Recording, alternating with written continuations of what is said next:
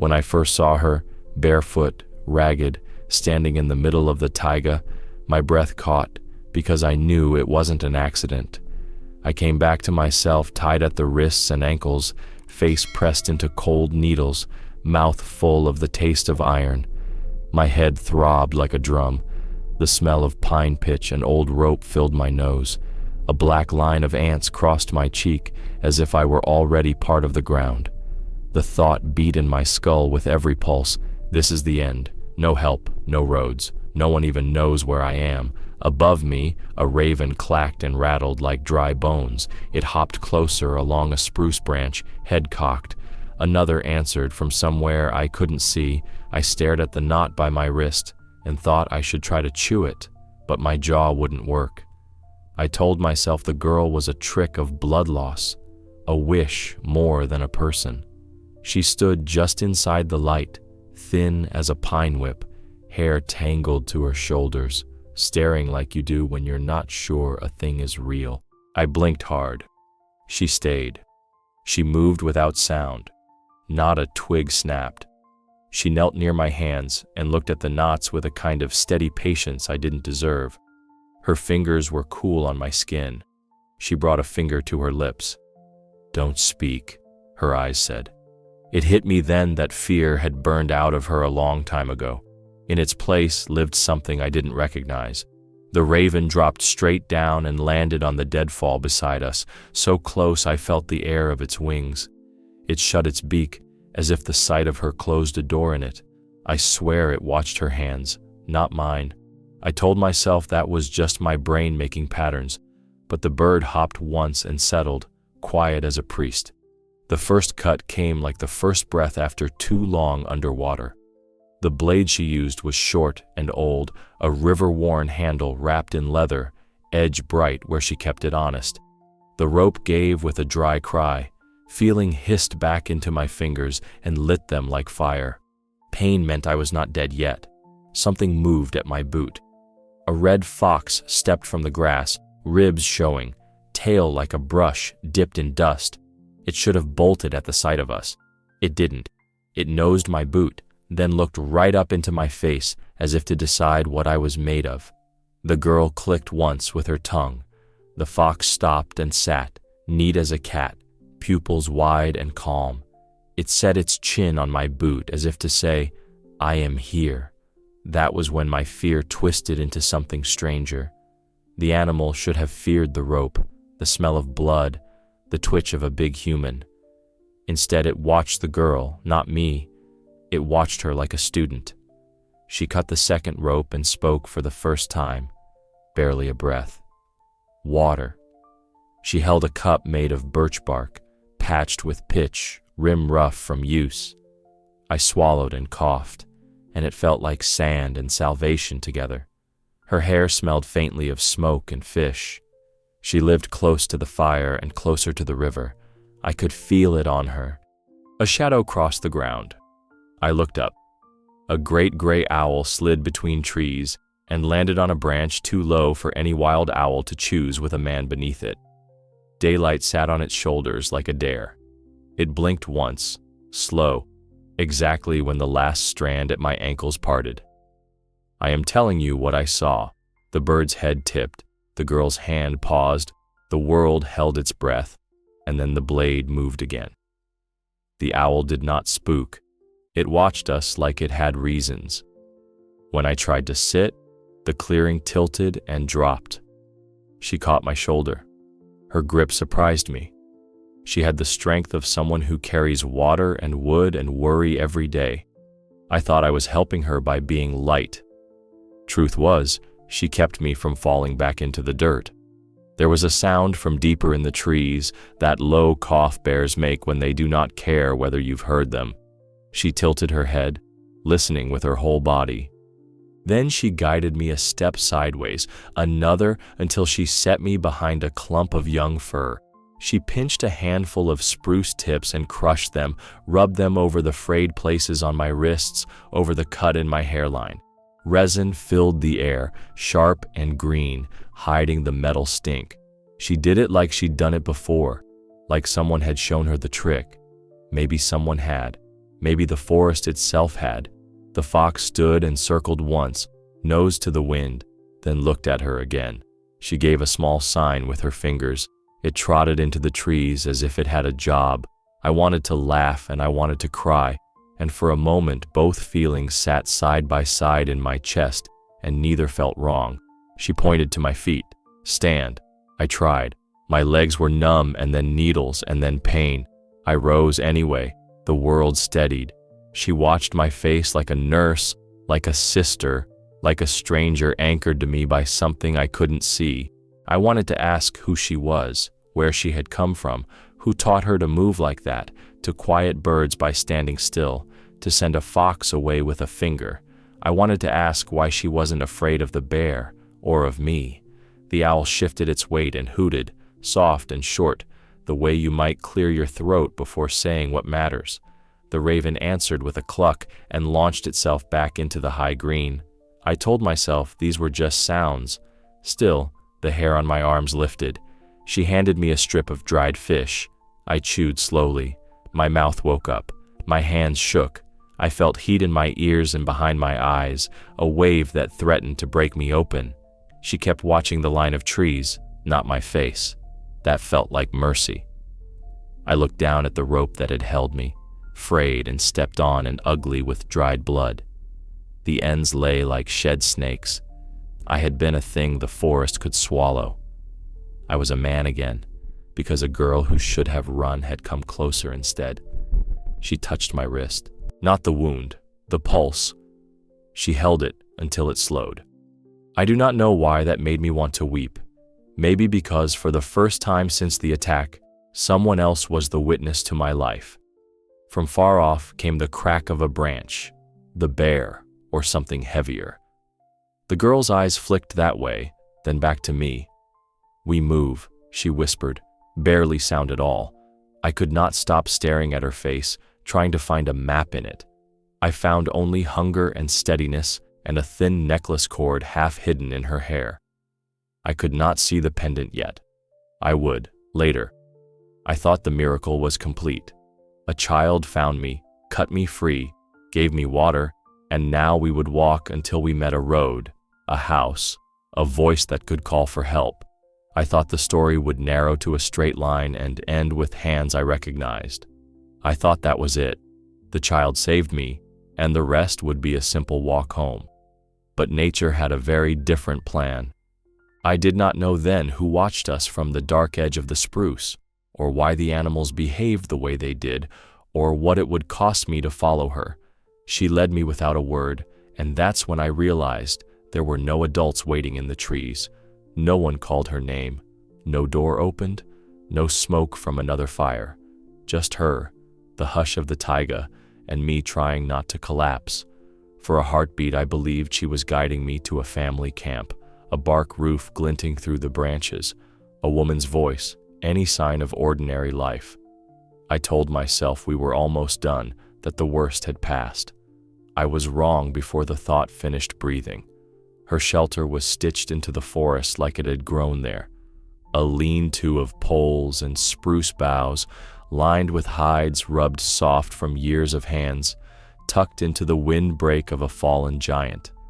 A small hearth, the ash swept neat. A hoop of willow strung with strips of drying fish. She set me down on a blanket that smelled of pine smoke and river. Not a single thing wasted, not a single thing childlike, until I saw the book. It lay near the bedroll, a battered notebook bound with cord. On its open page, the clumsy miracle of children's drawings, a house with a roof like a crooked smile, a stick figure with 2 long braids, a dog with a tail like a flag. Crayons had bled color into the paper, sun too yellow to be real, water too blue to be believed. My throat closed.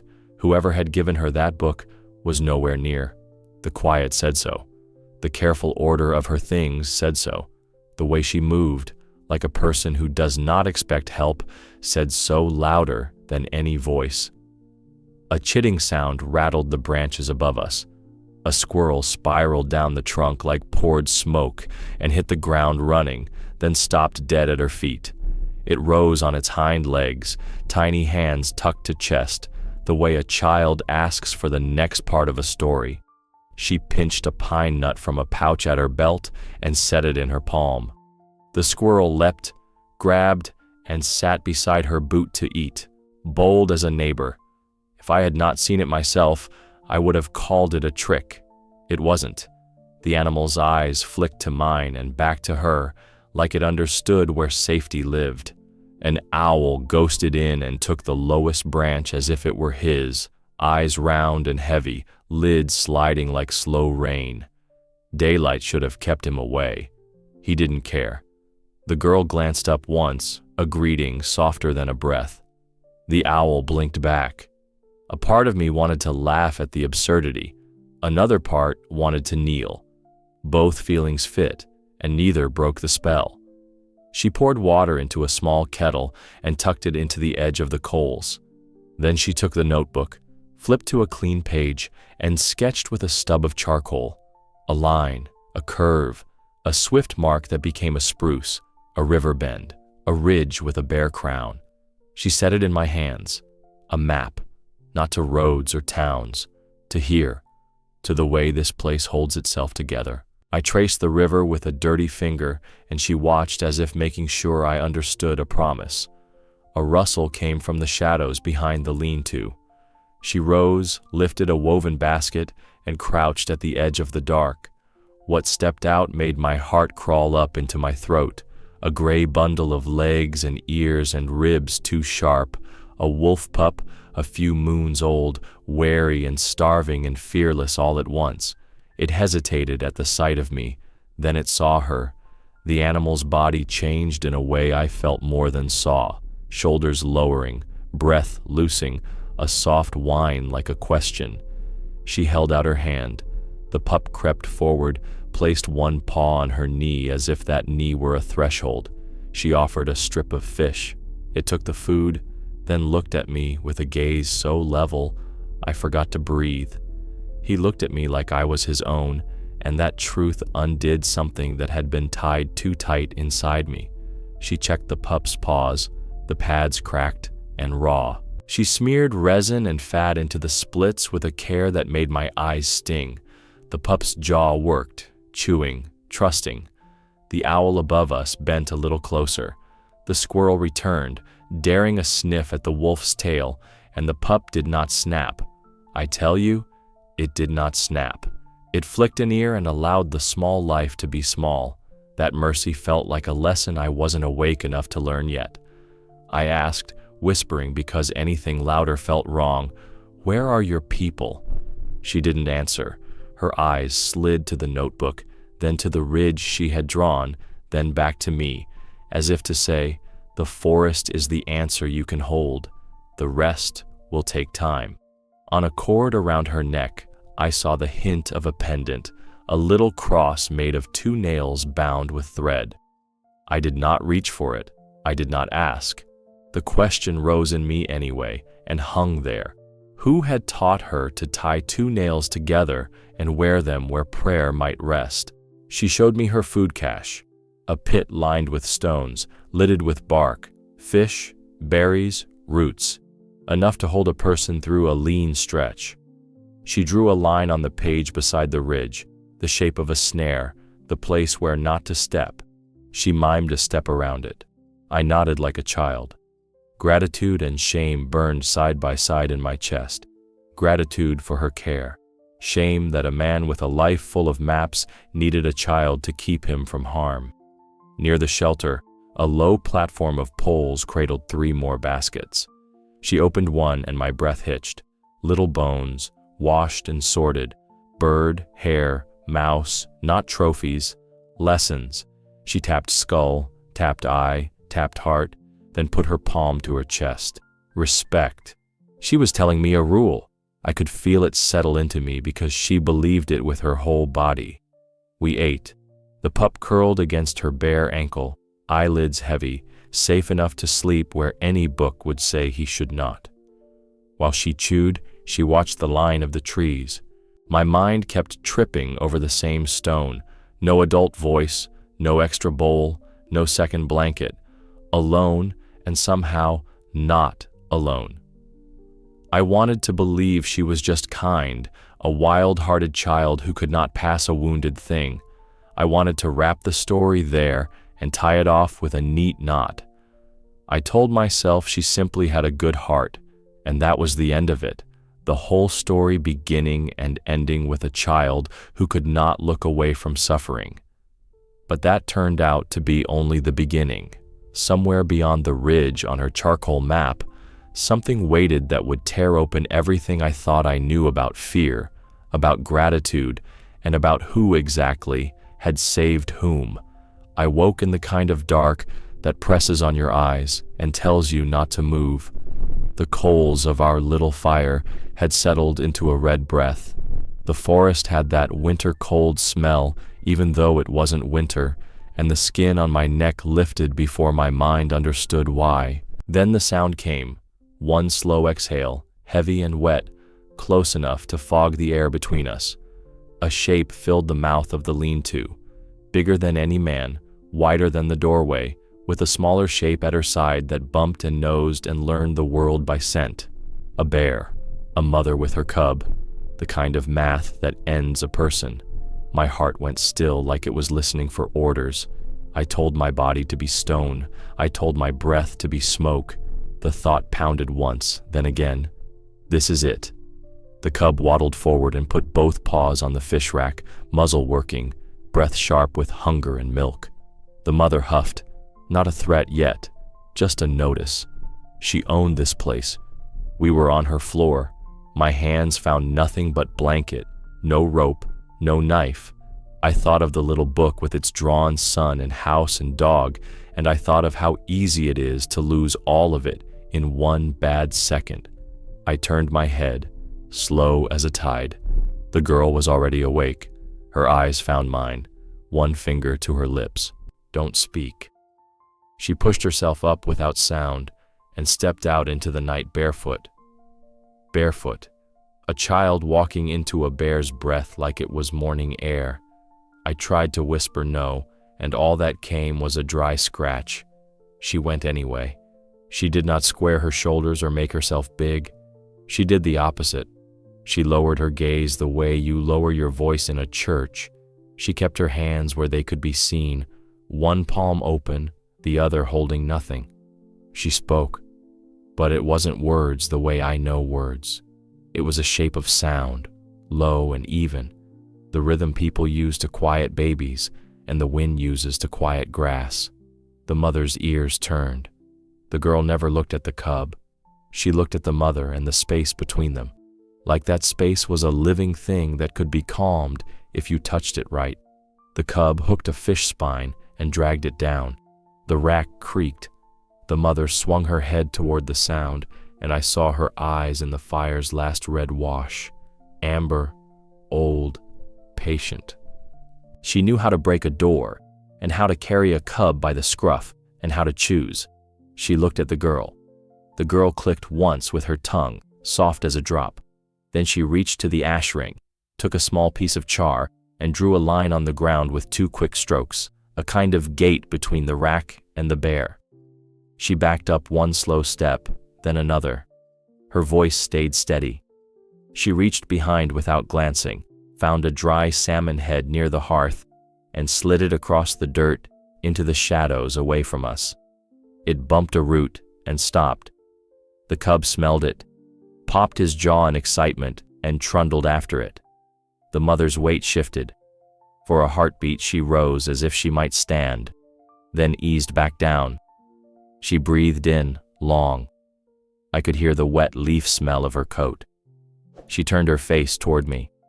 Not toward the food, not toward the open woods, toward me. Her eyes went over me like hands, measuring, weighing, not out of hate but duty. It felt like being asked a question I did not know how to answer. The skin along my arms pebbled. Every story I had ever told myself about who belonged where fell silent. The girl kept talking in that low, even river. The mother made a soft cluck, a sound I would have sworn no bear makes if I had not heard it. Then she tipped her head toward the cub, gave another breath, and turned away. The cub scooped the salmon head, lost it, found it again, and followed. They went out into the trees, like the night had closed a door behind them. Only when the last branch stopped moving did the girl's shoulders drop. She stood very still a few seconds more, as if listening for something only she could hear. Then she stepped back into the lean-to and sat.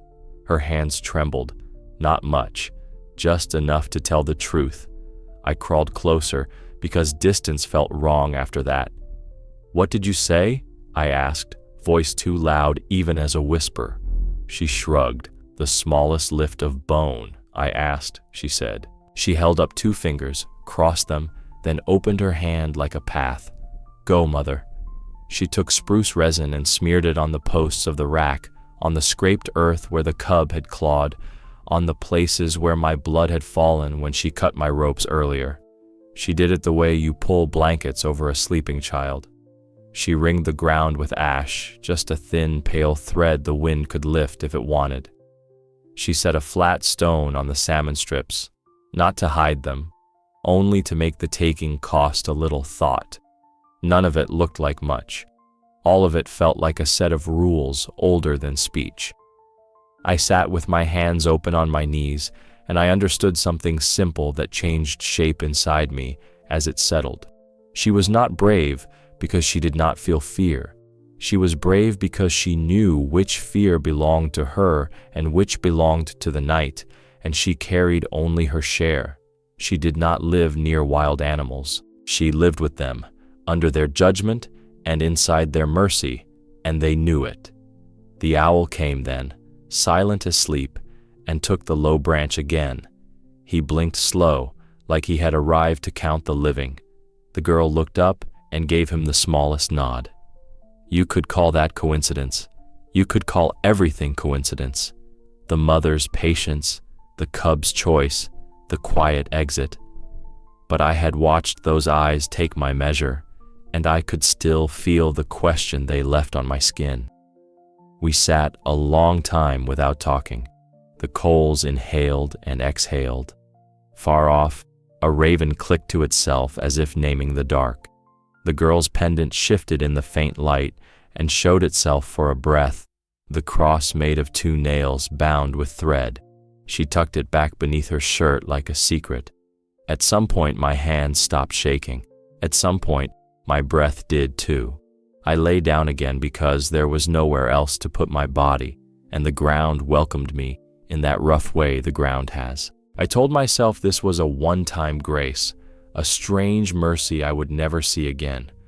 I told myself the forest had taken pity and moved on. I thought it was a one-off, a freak moment I could file away and never test.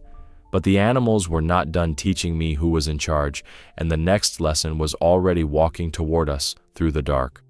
Morning came thin and gray, and she returned with her arms full of small miracles, berries the color of amber and wine, a strip of smoked fish, a handful of green tips that smelled like clean rain. She set everything out on a hide, as if laying pieces of a broken day where we could see what still fit. Steam rose from a tin cup she'd left by the coals, bitter with herbs that woke the tongue and the heart. I swallowed and felt warmth move through me like a slow lantern. For a breath, I believed I would just get better, say thank you, and walk out to a road. I thought I would stand, pick a direction, and be done with this story. But there was nowhere to go, and the story wasn't done with me. She crushed the green tips in her palms and pressed them to the raw rope burns, fingers careful, eyes somewhere between my skin and the trees. The resin stung and then soothed. I asked the question I'd been holding like a hot stone. Who are you? Where are your people? She didn't answer. Pain moved across her face like a shadow from a passing cloud, there and gone, but you felt the temperature change. She tucked a lock of hair behind her ear and went on with the work, as if the forest itself had told her some things must not be said out loud. A flash of blue cut the corner of my vision. A jay landed on the rack and scolded with all the indignation in the world, head jerking, crest up, voice too loud for the small clearing. The girl turned her wrist and showed an empty palm. Just that. The jay's tirade faltered, softened into a mutter, and he hopped closer like a man who had decided for now to let it go. The bird tilted his head at me, then at her, then lifted off and vanished into spruce with a shake of branches. It should have been nothing. It felt like a rule. The noise will lower itself when she asks. When she rose to fetch water, I saw it, the thing that split me open without permission. Tucked near her bedroll lay a rag doll, stitched crooked by careful hands, one button eye replaced by a bead, hair made of yarn so faded it might have been red once. A child had loved it hard. A child still did. The sight of that doll in this hunter's den made my throat close. It said she had a before. It said she had been held. It said the holding had stopped. She caught me looking. For the first time she reached for me without a task attached. She put her hand over mine, light as a bird landing on a branch it isn't sure will hold. Her palm was warm. She looked into my face like she was weighing something that mattered to her more than food or fire. Can you be trusted? Will you stay small when you need to? Will you listen when I say run? I felt seen down to the softest part, and I did not know what to do with that mercy. The fox limped out of the underbrush as if answering a bell only he could hear. He paused at the edge of the light, gauging the new math of me sitting upright. Then he crossed to the girl and put his chin on her shin, eyes sliding shut for 1 second, a trust too ordinary to be a trick. He circled once and folded himself between us and the open trees, tail curled over his nose, one ear cocked to the forest. I had never seen a wild thing choose to keep watch like that. He looked at me like I was his own, and I felt my ribs loosen around a breath I hadn't let go of since the ropes. She coaxed the fire, added a stick, blew. The flame leaned toward her like a plant-seeking sun. She tore the smoked fish by hand and placed the bigger piece in my palm, smaller in her own. I told her, "Thank you." It sounded like not enough and too much at once. She nodded, not to me, but to the space between us where gratitude could live without making either of us look away. We walked the few steps to the creek together. The day felt made of glass. Water moved over stones with that soft talk that makes even wounds listen. A dragonfly balanced on the rim of the tin cup, transparent wings clicking like little doors opening and closing. A cow elk ghosted out of the willows downstream, hips narrow from summer miles, calf glued to her side. They should have bolted at our scent. They didn't.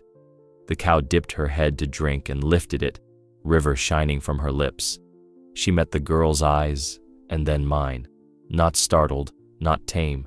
Some third thing I did not have a word for. The calf stamped once, then copied his mother. Exactly. The world rearranged itself around that quiet, and I was the last to notice. Back at the shelter, she ground leaves in a wooden cup and mixed the dark paste with fat. She spread it along my wrists and over the cut on my scalp with a gentleness that undid me more than pain ever could. I wanted to tell her who I was, the names and titles and reasons that had led me into a place where men tie other men to die. The words stuck. The only truth that fit in my mouth was this: you are saving me. I meant my body, and I meant the part of me that had been stripped down to panic and left in the open. She didn't look away. She nodded once, as if to say, I know. The owl came at noon because rules were different here. He took the low branch and looked down his beak at us like a judge who had decided to let the case proceed. He dropped a single feather that tumbled end over end and landed near my knee. I picked it up and felt the softness fight the bone in my hand. The girl pushed it back toward me. Keep, she said, a gift or a mark or a promise. I didn't know which, only that it settled on my skin like a small, warm weight I had needed for longer than I knew. I stared at the rag doll again. At the pendant I could see more clearly now, a tiny cross of 2 nails bound with thread resting at the notch of her throat. at the fox asleep between us and whatever wanted in. Questions crowded my tongue. Who tied the nails? Who tied me? Who else knows you are here? She felt the pressure of them like weather. Not yet, her eyes said. Not yet. I had come into this clearing believing I was the one doing the rescuing, even while bleeding. Some stubborn lie had survived the ropes. It cracked then, cleanly, without splinters. I saw the truth, the way the elk calf had seen his mother drink and known how to do it. I wasn't saving her. She was saving me. My skin, my story, the part of me that had stopped believing the world could choose to be gentle. She was saving all of it. I told myself I would heal now, that I would get up in a day or two, thank her with more food than she could carry, point my boots toward a map I recognized, and leave this place with its impossible peace. I told myself I would not look back, but when I looked toward the trees, the path kept folding away from me like water, and every way out led deeper in. She set a pace my legs could meet, not the pace the forest wanted. We left the lean-to and moved into a green that felt older than names. The light sifted down in thin coins. My breath made a small white sound in the cool shade, and every step pulled ache from my ribs and gave it back softened. I told myself it would be a simple walk, to stretch my strength, a circle out and back, nothing more. I thought we'd be alone, but the forest had other plans. We followed a faint path where hooves had stitched the earth into a story I couldn't read. She touched a crushed tuft of lichen with 2 fingers, then the bark on a spruce where hair had caught, gray and hollow as ash. Her eyes said, "See?" I nodded, and it felt like agreeing to be quiet in someone else's house. The ground opened into a pale, low meadow where the trees let go and the sky got bigger. I smelled the clean dust of lichen, the sour sweet of old snow still sleeping in the shadows where the sun forgot to reach. A sound like soft rain moved through the grass, though the sky was clear. It took me a second to understand. Hooves. Many. Not running. Arriving. They stepped out in 2s and 3s and then in a long brown river. Deer. A whole band. Hips narrow from miles, ribs hidden under summer coats, ears turning like little dishes catching every drop of air. Some folks would call them reindeer. Some would say deer and mean all of them at once. Names didn't matter. They saw us. They did not flee. The herd flowed to either side and came around, not close enough to press, not far enough to ignore, making a slow circle like the way people make room around a fire. My heart climbed into my throat and then learned to breathe there. I felt like a man who had stepped into the very heart of a drum and finally noticed the sound he'd lived inside all along. I stood at the center of something that did not need me and made space for me anyway. I was a guest, and I knew it in my bones. The girl didn't lift her arms or reach for them. She stood with her hands open at her sides, palms forward, eyes soft, chin down as if greeting a grandmother. The deer read her stillness and read mine after it. Calves stared hard and then lost interest, the way children do when adults refuse to play. A doe blew a thin thread of breath and licked her calf's ear, the small work of love done without thought. I felt a tightness inside me loosen one notch. One animal broke from the circle, a young bull with antlers still in velvet, dark as wet wood. He came straight toward me and stopped so close I could see the fine white hairs around his nostrils twitch. He lowered his head slow as a tide and set one velvet tine against my shoulder. Not a shove, a touch, a weight like a question. I did not move. I let his breath write something warm on my neck. He looked at me as if I belonged to the world that had made him, and the truth of that hit me like a hand to the chest. The girl watched him do it with a calm that told me she had seen this before or dreamed it often enough to make it real. Her mouth didn't smile, but her eyes did, a little, the way the river smiles when it meets a bend it knows. She made a small sound in her throat, a hum more than a note. The bull's ears tilted. He lifted his head and tapped the other shoulder, as if evening a scale. My skin rose in waves. I had been measured and not found wanting. I don't have a better word for it. A calf, curious and brave, stepped up and sniffed my palm. Its tongue was rough and warm. It left a dark streak of spit across my lifeline, and the touch cracked something inside me that fear had set like glue. I laughed, a broken sound that surprised me and made my eyes burn. The bull lifted his head higher, gave a short huff, and I understood I was still being watched, still being fitted into a circle that would hold or not hold, depending on what I did next. I let my hands hang open where everyone could see them.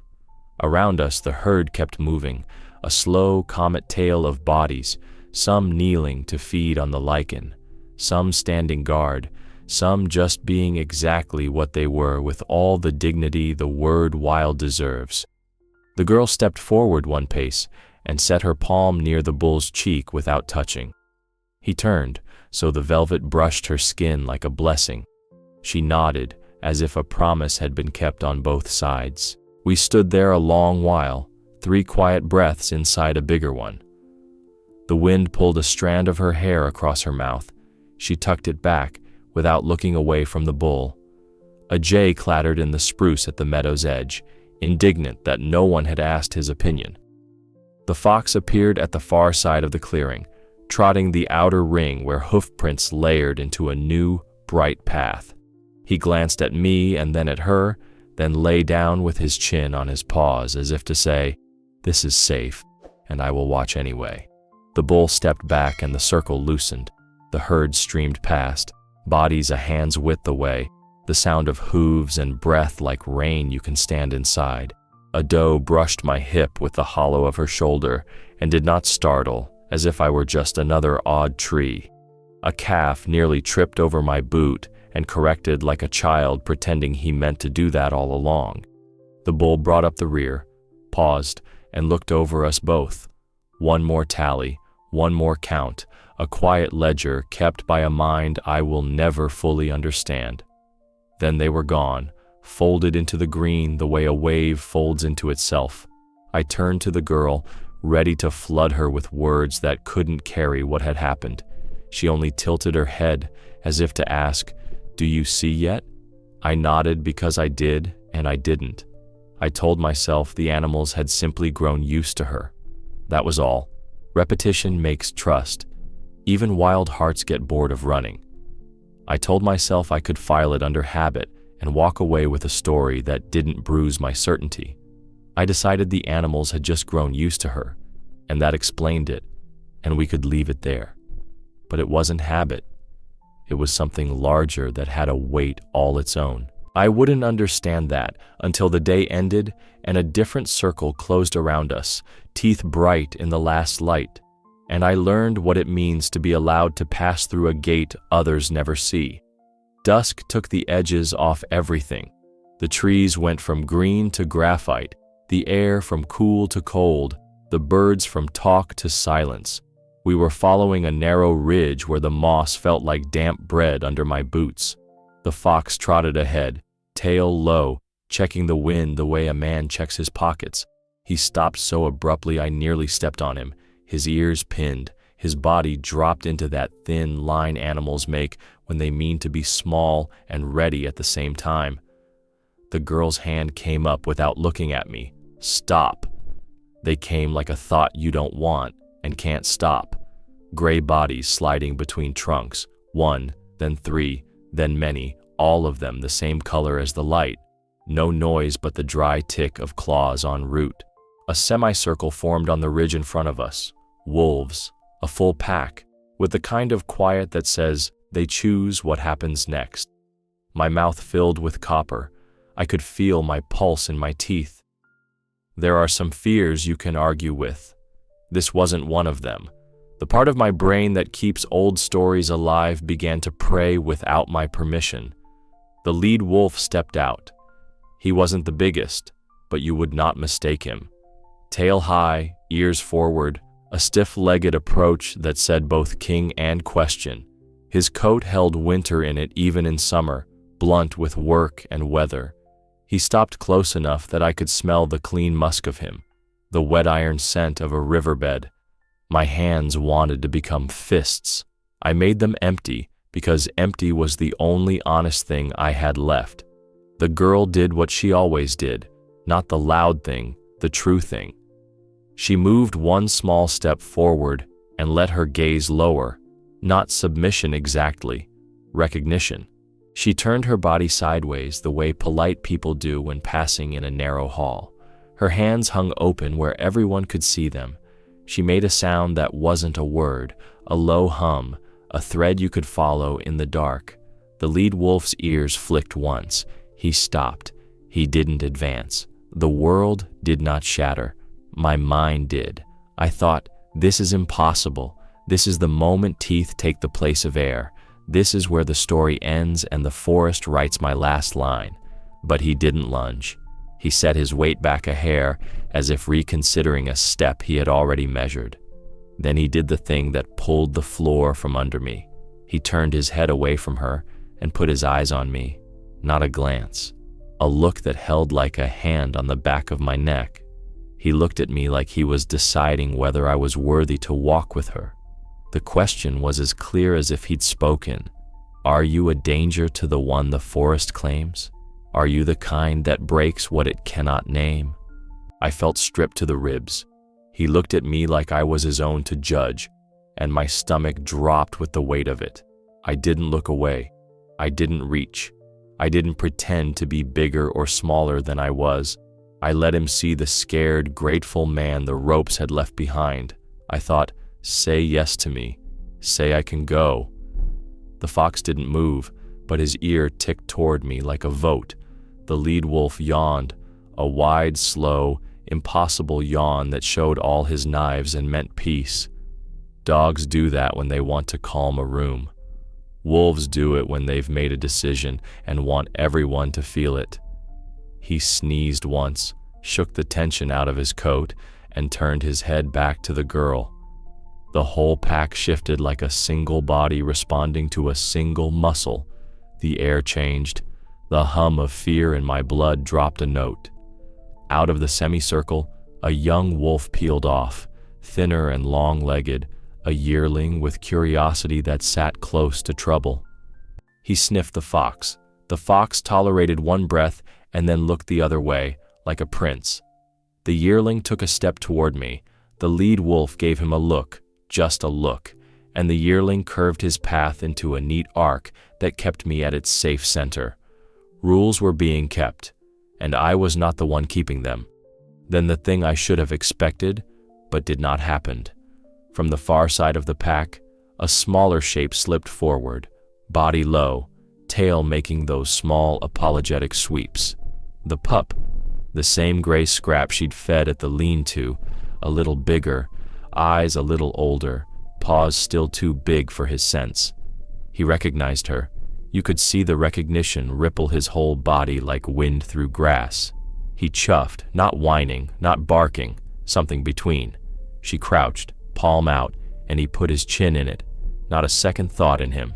She checked his paw again by habit, fingers quick and sure, and he accepted it as if this were the most ordinary clinic in the world. The lead wolf watched all of this with a calm that wasn't cold. He made a sound low in his chest, a brief note. The pack parted in the center like a curtain opening. They made a corridor between spruce and stone, a living aisle with eyes. The girl rose and looked at me. Come. My legs did not want to move. They did. We walked through the wolves as if being permitted through a gate other people never see. The yearling paced us on the right, the fox on the left, the pup in 2 quick bounds ahead and then back, drunk on his own joy. Fur brushed my pant leg. Breath touched my hand. Not one tooth touched skin. My heart kept time with their feet. At the far end of the aisle, the lead wolf stepped aside to let us pass, then brought the line closed behind us, quiet as a zipper. He stood for a count of 3, looking past me at the girl, then back at me for one last measure that felt like a stamp on a passport, aloud. He turned and took his family away, their bodies going silent as rain swallowed by moss, their track a question the forest ate. We stood alone again. The ridge seemed suddenly wider, the sky lower. my body both heavier and lighter than it had any right to be. She touched my sleeve, just a brush, and it steadied me more than any tree could have. I laughed, a shock of sound that broke with tears somewhere in it. Fear and gratitude rattled together inside me like stones in a can, both true, both loud. She looked at me with that small, proud sadness of someone who has seen too much and still chooses gentleness. I told myself that would be the end of the miracles. I told myself the forest had spoken its piece, and now we would walk in ordinary danger like ordinary people. But the hardest blow was still coming, the kind that changes not just how you walk, but who you believe you are, and it was already moving toward us through the same trees that had just opened to let us pass. We made camp in a hush that felt earned. The wolves were gone. The ridge opened to a small bowl of grass where the creek braided itself thin and clear. She stacked kindling the way you stack hope. Small pieces first, then bigger. I thought we would finally trade names and make this simple, like people do when night comes and the hard part is over. I thought answers would come as easy as the fire. I was wrong before the first spark caught. She set a pot to warm and went to the water. The fox followed, nosing her heel like a younger brother. An owl shifted on the low branch above the fire circle, closer than he had ever dared, as if he had work to do and we were part of it. I watched her hands move, rinse, wring, measure leaves into the pot, and tried to fit her into any box I knew. None held. "Who are you?" I asked again, softer. "Where are your people?" She didn't look up at first. She stared into the steam until her own face blurred there. When she did speak, it came out small and flat, like something carried too far in a cold pocket. "I was left alone," she said, "but the forest took me in."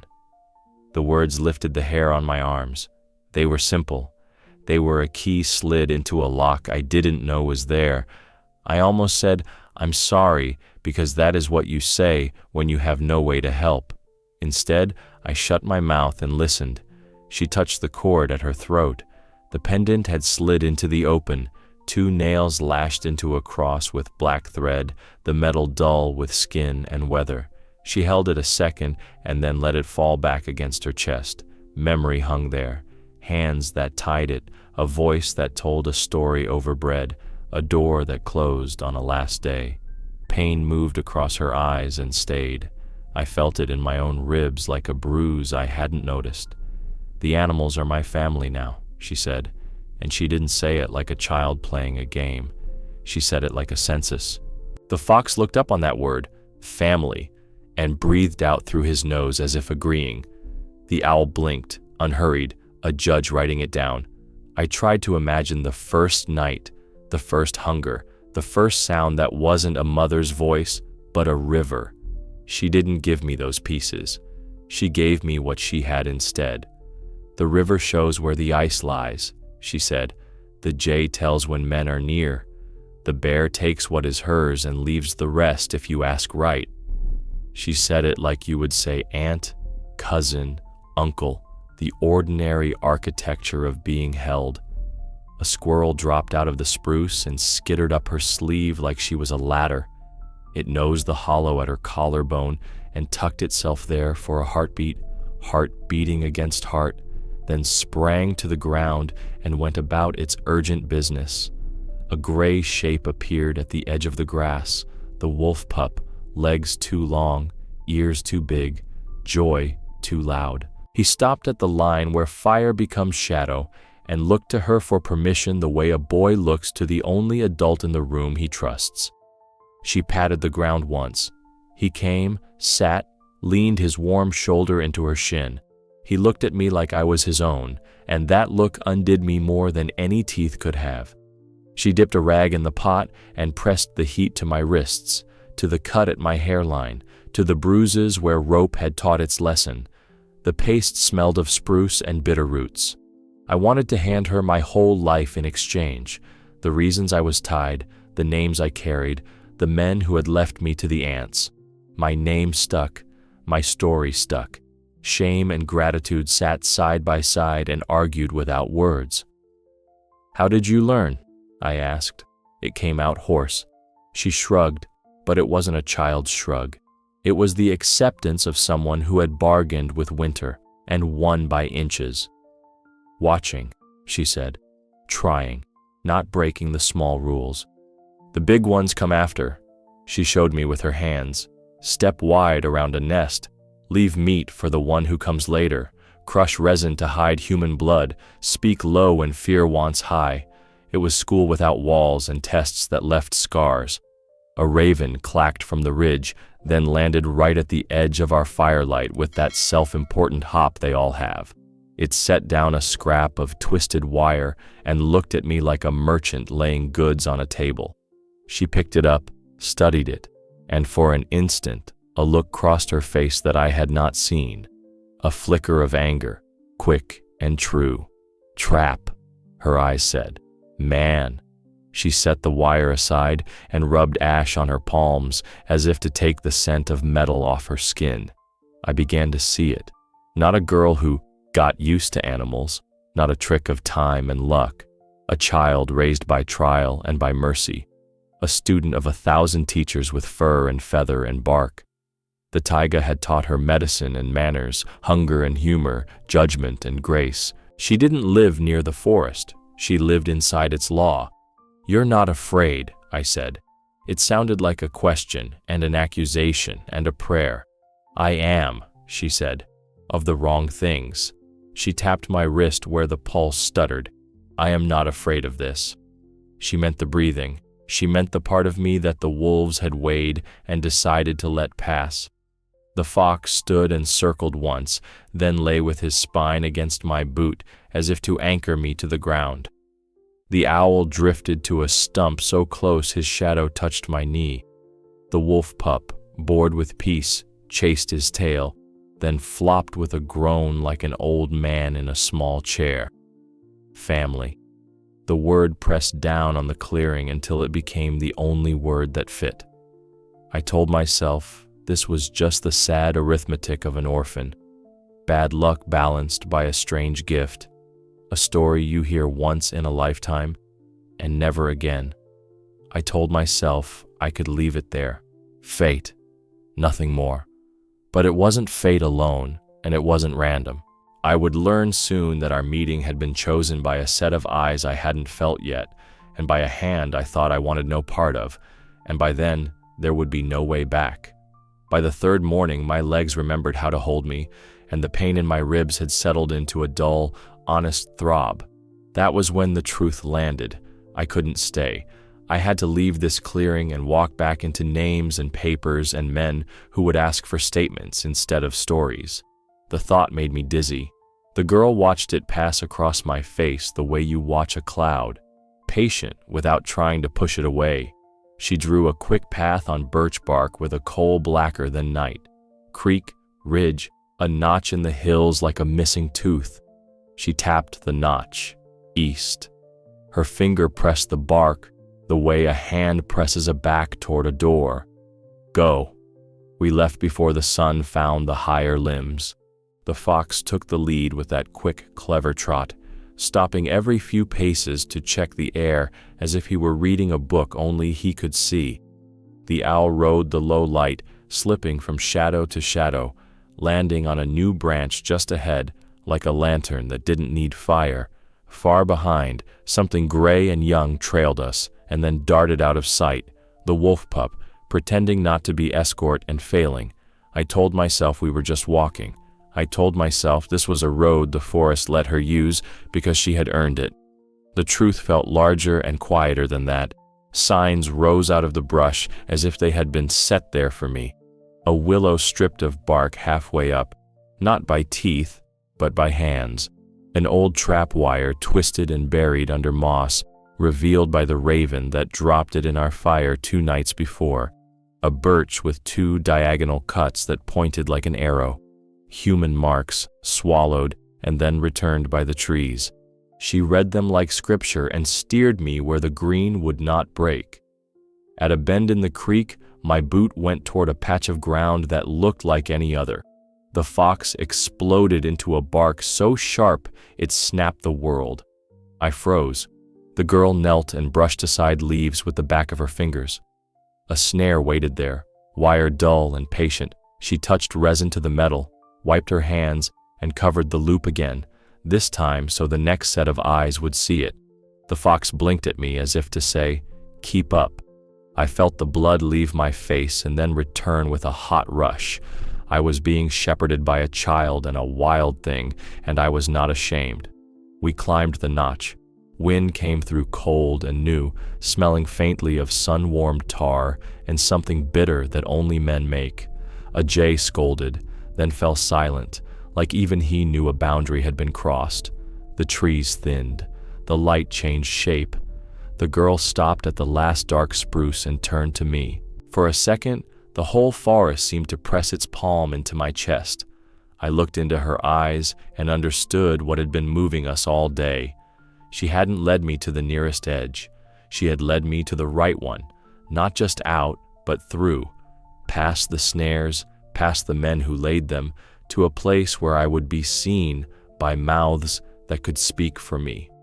She had planned this with a mind that had learned to make maps without paper. We stepped from shadow onto a strip of grass that had been mowed by machines. Beyond it, a dirt track cut a pale scar through the green. Voices came first, then color, jackets the yellow of rescue, shirts the dark of ranger green, a single dog dancing at the end of a leash and throwing his nose into the wind like it carried news. The men turned as one. Radios crackled. One of them shaded his eyes with a hand and called my name like a prayer he didn't expect to be answered. I had not told her my name. I had not told anyone where I would be. But there it was in the mouth of a man in a uniform, and there I was, both hands raised because old training and new fear sometimes look the same. They ran to me and wrapped me in a blanket that smelled of plastic and laundry, pressed a bottle into my hand, touched my forehead with the back of a wrist, asked me a fast river of questions. "Missing 3 days, sir. You're the journalist, right? We've been searching this whole strip since dawn. We found your truck 2 ridges over. Are you hurt? Can you walk?" I turned to show them the girl who had carried me through a law older than theirs. She was gone. Not a footstep, not a bent fern. The fox stood at the tree line, tail high, looking not at me but past me, into the deep, like a sentinel who had already handed off the watch. The owl slid from the last branch and left a feather that spun and landed point down in the dust at my boot, like a pin in a map. The wolf pup flickered once between trunks, ears too big for his head, and then the trees closed behind him as if they had never opened. My mouth tried to make her reel for them. "There's a child," I said, and heard how impossible that sounded in the clean square air by a road. "Lives alone. The animals." The ranger with the softest eyes lowered his voice. "We'll send a team," he said automatically, like he knew he wouldn't find her and didn't want to promise. He looked at the feather by my boot, and then at me, and something like respect moved behind his face. "If your heart just stuttered because you know what this means, stay, subscribe. Here we tell the hard, true things the wild still keeps." They put me in the back seat of a truck with a blanket around my shoulders and a radio chattering my name into the open like a spell. The road took us east. Trees fell away. The sky widened. I held the feather in my fist and felt its softness beat against my palm with every mile. I looked into the side mirror and saw only green where she had been. I told myself it was finished. I told myself I could go back to rooms with doors and men with pens and make a single clean statement that would close this out. I thought it was over, that the child had saved me and the rest would be a straight road home. But it was only the beginning of my new life, and the next truth was already waiting at the first building with lights. They wrapped me in clean light and questions. The room smelled like bleach and lemon, not smoke and resin. A monitor clicked out a tame rhythm, and a nurse asked if I could rate my pain, as if numbers could hold what the forest had done to me. Men in uniforms took turns by my bed, kind eyes and careful hands. I told them about the girl, about the fox, about the wolves that opened and closed like a gate. I watched belief slide off their faces as gently as rain off waxed canvas. Hypothermia, one said, not unkind. Shock does strange things to the mind. Another smiled the way people smile at the edge of someone else's dream. A third patted the blanket and said, "You're safe now." The word safe landed like a stone in my throat. I nodded because arguing would break the little strength I had left. I lay back and let the soft war of machines and voices wash over me until the room blurred. At night, the doubt came like weather through a cracked window. Maybe I had stitched a story out of fear. Maybe a bear had been a shadow, and a pack had been wind, and a child had been the last trick of a starving mind. I closed my eyes and held the doubt the way you hold a hot cup. Not too tight, not too loose, waiting for it to cool. I turned on my side and something hard pressed against my hip. I thought it was a call button. I reached into my pocket, the same pants I had worn into the trees, and my fingers found cloth gone soft with years. I pulled it free and the world narrowed to the size of my two hands. A rag doll lay there, crooked and stubborn and real. One button eye, one bead eye. Yarn hair faded down to the ghost of red. The stitched mouth pulled in a small, brave smile. The seam along one shoulder had loosened, just enough to show birch bark tucked inside like a secret. The room fell away. My heart punched once, twice, and then stumbled like it had forgotten the next step. I sat up so fast the monitor protested, and a nurse stuck her head in the door with a scolding ready. I lifted a hand and said, "I'm all right." My voice sounded like someone else's, thin with awe. I worked the seam with my nail, a little, then a little more, until the bark slid into my palm. Charcoal marks dark as midnight, a river curve, a notch in a ridge, two small cross marks at the places where a snare had waited. Resin stained the corner, and when I lifted it to my face, the taiga rose up out of that scrap as if it had been folded there on purpose. I saw her hand making these lines while I slept, or while I looked the other way, or in the last moment before she left me with the men in bright jackets. My throat closed, my eyes filled. The doll was not a dream. The map was not a dream. She had put them in my pocket without a word, because words were the part of the world that had failed her, and she trusted other kinds of proof. If your heart is stuttering right now, you understand. Subscribe. Here we tell the true things the wild still keeps hidden, the ones that change how you breathe. The men came back with forms and pens. I answered what I could. I kept the doll in my lap like an anchor, and the room stopped floating. When they asked what I wanted to do now, I surprised us all.